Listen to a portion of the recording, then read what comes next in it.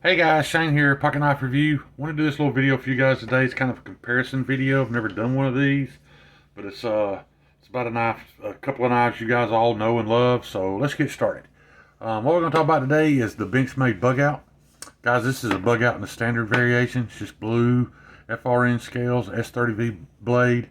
I don't know the gentleman that actually owns this knife. I borrowed some knives from his son, and he included his dad's knife. Let me tell you something. This guy uses the knife, man. This edge was non-existent. Took me a while, but I got it nice and razor sharp for him. I got to do some cutting with this knife. Got to carry it a little bit and handle it and get an opinion on it. Most of you guys already know the Benchmade Bugout comes with the axis lock. A lot of people love the axis lock. They love it for its fidgetability. I just appreciate it as a lock. I think it works good on this knife. You know, the lock itself is rather small, but guys, this is a really lightweight, small, very good slicing.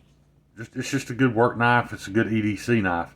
In my opinion, this was the knife that kind of kicked off EDC for me. You know, the thoughts of having a knife to carry around with you every day, everywhere you go, regardless of what you're wearing. This knife works for it. A knife that come along shortly after that, to the best of my knowledge, and is a very good in very good competition with that knife, is the Hogue Deca. Guys, this knife also has an axis style lock. It comes with a slightly better G10 scales. It comes with a slightly better steel and 20 CV. But let me touch on that, guys. I love Hogue as a company. I love everything they stand for. They do run their 20 CV just a little bit soft, and I'm sure they do that because this blade material is so thin. They don't want it snapping on you. But even with that blade still running soft, 20 CV is considered a super steel. But with it ran a little bit soft, your edge retention tests show it's about the same as the S30V. You're not losing anything. You're not gaining anything as far as edge retention goes with the 20 CV on this blade. From the tests that I've seen, I'm not saying that you may have one that cuts twice as long as S30V, but from all the tests that I've seen, the edge retention is about the same on these knives. However, the Deca tends to come in a little bit cheaper. This was the Smoky Mountain Knife Works exclusive. This red, white, and blue scales. This knife could have been bought for like $112. A little bit cheaper than the Bugout.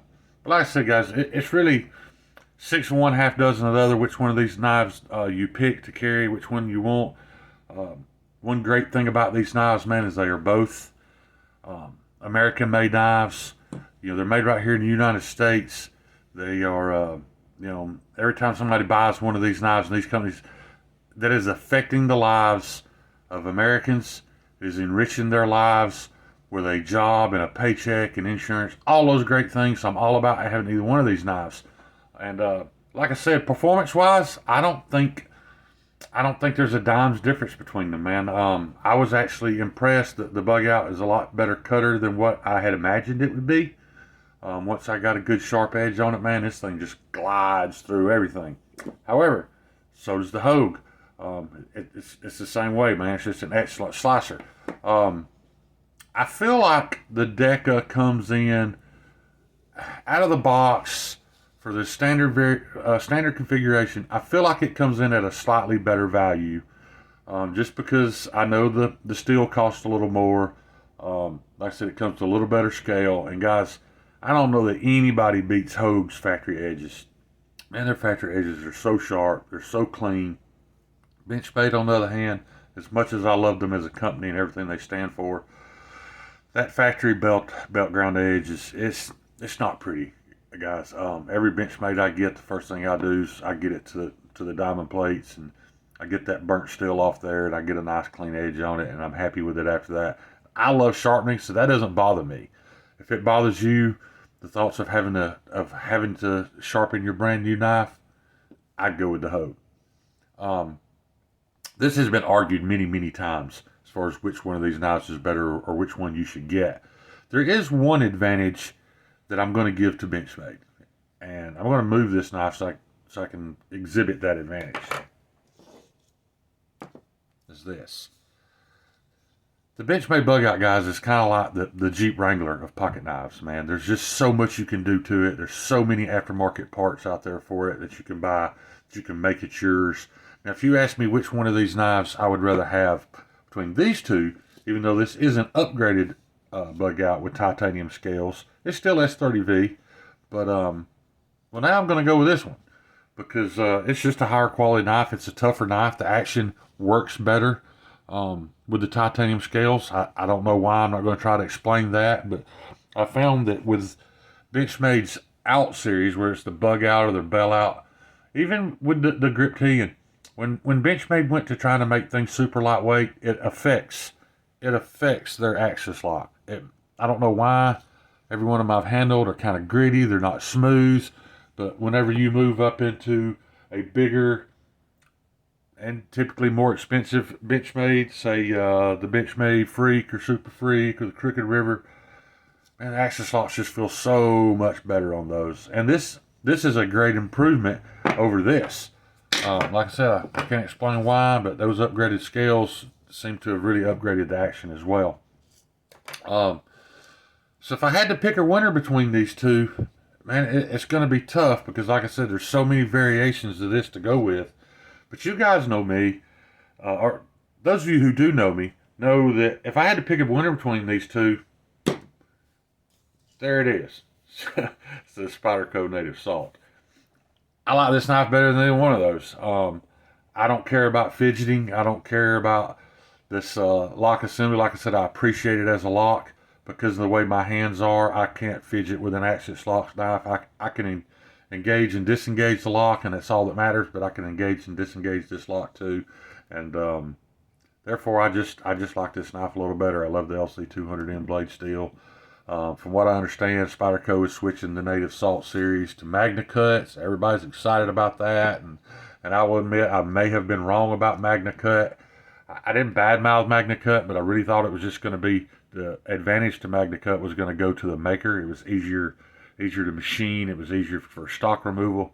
However, a lot of the testing that I've seen, Magna Cut is smoking these guys in edge retention, and that's really shocking. I knew it was going to be good. I didn't know it was going to be as good as it is. But anyway, this video wasn't about the Spyderco. I was just kind of being facetious there, but I would rather have and carry that knife. That's just my personal opinion. But this knife, guys, was a gift to me. A member of our community that many of you guys already know and love. Man, this guy is just so giving. He's so full of love. He's so full of empathy and compassion. Jason Brown gifted me this knife. This knife will forever be in my possession. Like I've said before, if my heathen grandsons don't destroy it, then maybe it'll be in their sons' possessions one day. It really means a lot to me. This is a borrowed knife. Maybe there's some sentiment there causing me to lean more towards this one as far as in the stock configuration. But like I said, if you like to accessorize, if you're the Jeep Wrangler type that, just likes to constantly buy upgrades and make something yours, this is probably your pick. You're probably gonna enjoy the Bugout a little more than the Deca. Now that's not to say you can't buy things for the Deca. I'm sure you can. But guys, this stuff's everywhere. It's everywhere. You look up anything aftermarket knife, and there's going to be parts for the Bugout for it. So anyway, like I said, both these knives I enjoy. Both these knives I think will make excellent EDC knives. I think both of these knives would serve you great for many years. Both these companies have great warranties. I'm kind of still trying to look into what Benchmade does as far as like their charity work and stuff. I'm not going to say they don't do it because I haven't really researched it yet. I know Hogue does, and I appreciate that. And for those of you who don't know, how big a Bugout or a Deca is, well, this is the Hogue EX04. So you can see, guys, that's a fairly small pocket knife, and that's the reason why it sells so good, is because it fits easily in a pocket. It's very light. You don't realize it's there. Here's another Benchmade for comparison. The Crooked River. As you can see, it dwarfs those knives. I like big knives. I don't have to have a super small, lightweight knife, but I don't mind them either. I don't mind carrying them every now and then. So, like I say, guys, it's just kind of pick your poison. Which one do you like the best? Which one do you think looks the best? Or are you a guy that likes to accessorize a lot? That'll help you make your decision. But in their stock form, I'm going to go with the Deca. I think it comes with a little better materials. It's a little better priced. Definitely comes with a better edge. So I'm gonna give it to the Deca on this one, guys. But anyway, guys, like I always say, man, I really appreciate any time you spend with me. I know our lives are hectic. We don't have a whole lot of spare time anymore, and so I really appreciate any amount of time you spend watching any of my content. And that's all I got for you guys today. Peace. Love y'all.